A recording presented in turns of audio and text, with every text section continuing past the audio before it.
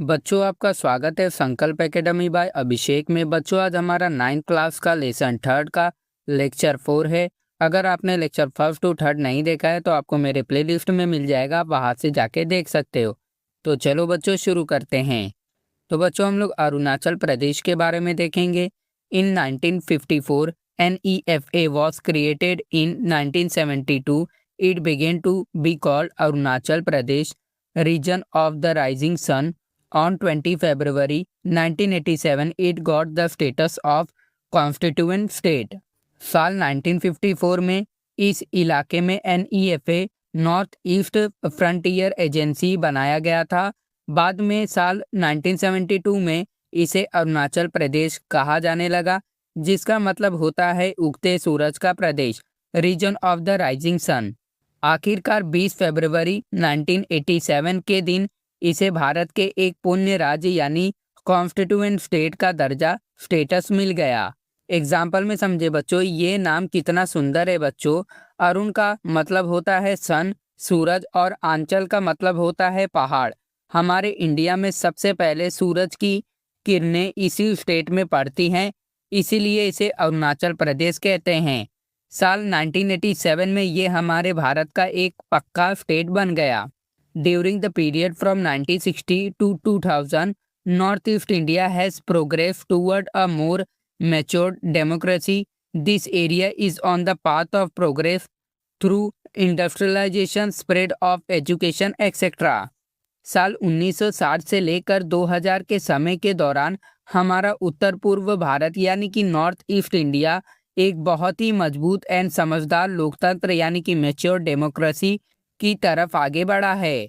आज ये पूरा इलाका नए नए उद्योग यानी कि इंडस्ट्रियलाइजेशन एंड पढ़ाई लिखाई के फैलाव यानी कि स्प्रेड ऑफ एजुकेशन के जरिए तरक्की की राह यानी कि पाथ ऑफ प्रोग्रेस पर तेजी से चल रहा है।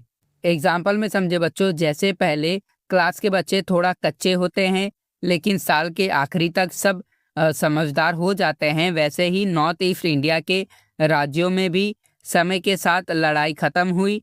वहाँ बड़े बड़े स्कूल, कॉलेजेस एंड फैक्ट्रियाँ खुली, जिससे वह इलाका बहुत विकसित एंड अमीर बन गया। तो बच्चों अभी हम लोग देखेंगे नक्सलिज्म यानी कि नक्सलवादी आंदोलन। तो बच्चों अभी हम लोग नक्सलाइट मूवमेंट देखते हैं। This movement start at Naxalbari in Darjeeling district in waste Bengal. Naxalite movement ये खतरनाक आंदोलन वेस्ट बंगाल के दार्जिलिंग जिले के एक छोटे से गांव नक्सलबारी से शुरू हुआ था। एग्जाम्पल में समझे बच्चों, इस आंदोलन का नाम इस गांव के नाम पर ही पड़ा है। ये हमारे आज़ाद भारत के इतिहास की एक ऐसी कहानी है जो शुरुआत तो गरीब की मदद के लिए हुई थी, पर बाद में रास्ता भटक गई। वो कैसे भटकी बच्चों, चलो हम लोग देखते हैं। The Naxalite organisation the small land holding farmer and land labourers and took charge of their land, put up a red flag and declared that area as free territory in 1967. All these movements that took inspiration from this rebellion are called Naxalite movements. इन नक्सलवादियों ने छोटे छोटे किसानों यानी कि small land holding farmer and मजदूरों को अपने साथ इकट्ठा किया एंड बड़े जमींदारों की जमीनों पर कब्जा कर लिया यानी कि टुक चार्ज ऑफ लैंड। साल 1967 में उन्होंने वहाँ लाल झंडे, रेड फ्लैग गाड़ दिए एंड उस पूरे इलाके को एक आज़ाद क्षेत्र यानी कि फ्री टेरिटरी घोषित कर दिया। इसके बाद जिन भी आंदोलनों ने इस विद्रोह से प्रेरणा ली यानी कि टुक इंस्पिरेशन फ्रॉम दिस रेबेलियन, उन सबको नक्सलाइट मूवमेंट कहा जाने लगा। The movement had the objective of establishing action committees to raise a voice against the exploitation of the farmer by the landlord and confiscate the land of the landlord and distribute it among the tenants. शुरुआत में इस आंदोलन का मुख्य उद्देश्य यानी कि objective ये था कि वे एक्शन कमेटियां बनाए ताकि बड़े जमींदारों द्वारा किसानों के ऊपर होने वाले अत्याचार एंड शोषण के खिलाफ आवाज़ उठाई जा सके, यानी कि बच्चों rise a voice again exploitation. साथ ही जमींदारों की जमीनों को जबरन छीन कर कॉन्फिस्केट द लैंड, उसे गरीब किराएदारों, किसानों यानी कि टेनेंट्स के बीच बांट दिया जाए। एग्जाम्पल में समझे बच्चों, शुरुआत में इनका मकसद बुरा नहीं था बच्चों। ये चाहते थे कि कोई अमीर जमींदार किसी गरीब किसान को ना सताए, इसलिए ये जमींदारों से जमीन छीन कर गरीबों में बराबर बांटना चाहते थे। बिल्कुल रॉबिन हुड की तरह संपत्ति का ये बंटवारा तो ठीक था, पर इनका तरीका हिंसक था।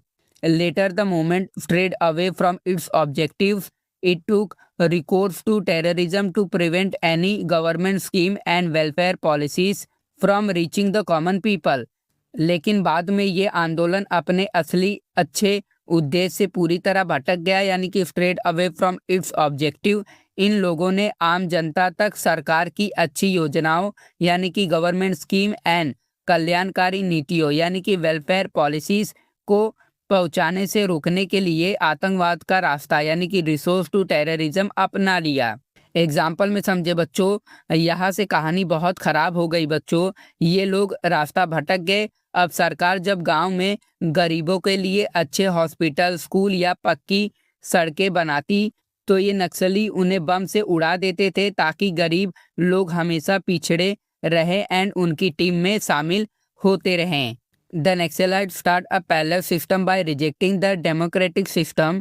This made Naxalism a serious challenge to India's internal security. इस नक्सलवादियों ने हमारे देश की लोकतांत्रिक व्यवस्था को पूरी तरह ठुकरा कर यानी कि रिजेक्टिंग द डेमोक्रेटिक सिस्टम अपनी खुद की एक अलग समांतर सरकार या व्यवस्था पैरेलल सिस्टम चलाना शुरू कर दिया। इसी वजह से नक्सलवादी आज हमारे भारत की आंतरिक सुरक्षा के लिए एक बहुत ही गंभीर चुनौती है, अंदर की सुरक्षा के लिए। ठीक है बच्चों, यानी कि बच्चों serious challenges to India's internal security बन चुका है। एग्जाम्पल में समझे बच्चों, सोचो बच्चों, ये लोग भारत के कानून, हमारी पुलिस एंड हमारी कोर्ट को नहीं मानते। इन्होंने जंगल के अंदर अपनी खुद की ही नकली कोर्ट एंड नकली कानून की व्यवस्था पैरेलल सिस्टम बना ली है, जो हमारे प्यारे भारत देश की शांति के लिए बहुत बड़ा खतरा है।